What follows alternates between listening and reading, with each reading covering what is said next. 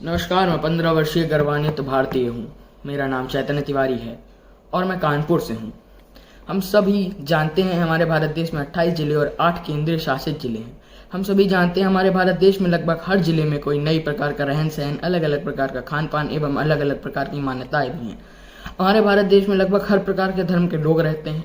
हम सब मिल बांट कर भारत देश में सम्मानित तरीके से रहते हैं। कई प्रकार के त्यौहार और कई प्रकार की मान्यताएं होती हैं, जिसमें से ज़्यादातर त्यौहार हिंदू और मुसलमानों के होते हैं। हम सभी इन त्योहारों को बहुत मिल बांट कर मनाते हैं। दिवाली में हम ही हिंदू लोग राम भगवान के आने की खुशी पर पटाखे जलाते हैं और मुसलमान भाई भी इसे मनाते हैं। मुसलमानों का त्यौहार ईद है। ईद कई प्रकार की होती हैं। इनमें से एक मैं उदाहरण दूं तो एक है ईद उल मिलाद। इसमें प्रॉफिट मोहम्मद जी का जन्मदिन मनाया जाता है। इसमें सिवाई और खीर बनाई जाती है और एक दूसरे को तोहफा दिया जाता है। हमारे हिंदुस्तान में कई धर्म के लोग रहते हैं, जैसे जैन, हिंदू, मुस्लिम, सिख, ईसाई। बहुत लोग अलग अलग मान्यताएं रखते हैं।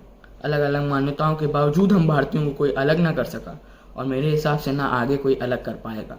बहुत लोगों ने कोशिश की कि हम भारतीय टूट जाएं और हम असफल रहें, हम लोग एक डेवलपिंग कंट्री ना बन पाएं, पर किसी न किसी तरीके से वह असफल रहे। और भारत में बहुत से महान लोगों ने जन्म लिया और उन्होंने अपनी जान की बाजी लगाकर हम भारतीयों को एक रखने में पूरी एड़ी चोटी की दम लगा दी। इसमें से एक उदाहरण हमारे माननीय श्री सरदार वल्लभ भाई पटेल जी का है, जिन्होंने हर जिले में जाकर राजाओं को भारत देश से जुड़ने के लिए मनाया एवं प्रार्थना की। वह भारत देश में जुड़े रहे, ऐसा उन्होंने सब देश जितने अलग थे उन्हें बताया और बोला भारत टूट जाएगा तो हम लोग एक अच्छे देश बनकर ना रह पाएंगे। अगर आज वह ना होते तो हमारा भारत देश भारत ना कहलाता। हम में से अधिकतर लोगों को यही नहीं पता होगा कि यूनिटी इन डाइवर्सिटी का यह सबसे पहला प्रयोग किसने किया था।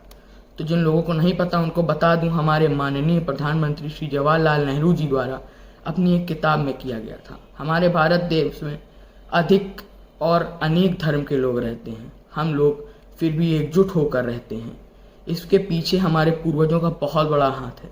अगर वह ना होते तो आज पाकिस्तान, बांग्लादेश जैसे कई अलग अलग देश बन जाते और भारत ना होता। सभी जानते हैं अगर एक मकड़ी किसी शहर में सामने आए तो वह मर जाएगी, पर अगर 100 मकड़ियाँ या उससे अधिक मकड़ियाँ जाला बनाएं तो एक शेर को भी पकड़ सकती हैं। ये एक इंग्लिश की कहावत थी जिसको मैंने हिंदी में प्रस्तुत किया है। और मैं आप सबको बताना चाहूँगा कि हमारे भारत देश में अगर सब लोग एक तरीके से ना रहते तो आज हम लोगों को जितनी सफलताएं देखने को मिल रही हैं ओलंपिक्स में और हर जगह हिंदुस्तान में, वो सब ना देखने को मिलती और हम लोग आज बहुत पीछे होते। लेकिन हमारे पूर्वजों का हम बहुत बहुत धन्यवाद मानते हैं कि आज हम लोग इतने अच्छे स्तर पर बैठे हैं। इसी के साथ मुझे एक कविता याद क्या आई, मैंने इस कविता को अभी निर्माण किया।